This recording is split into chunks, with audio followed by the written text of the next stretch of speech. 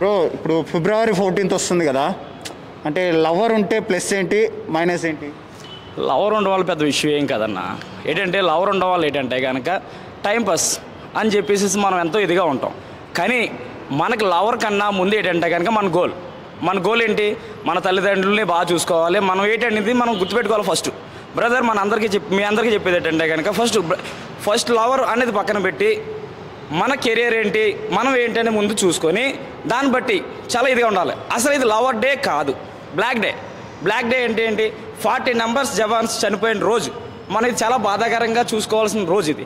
కాబట్టి ఏంటంటే కనుక మనందరం కూడా లవర్ అనేది పక్కన పెట్టి ముందు మన గోల్ ఏంటని చూసుకుంటే ఆటోమేటిక్గా మనం అంటూ ఒక సక్సెస్లో ఉన్నప్పుడు వాళ్ళే మన వెనకాల వస్తారు.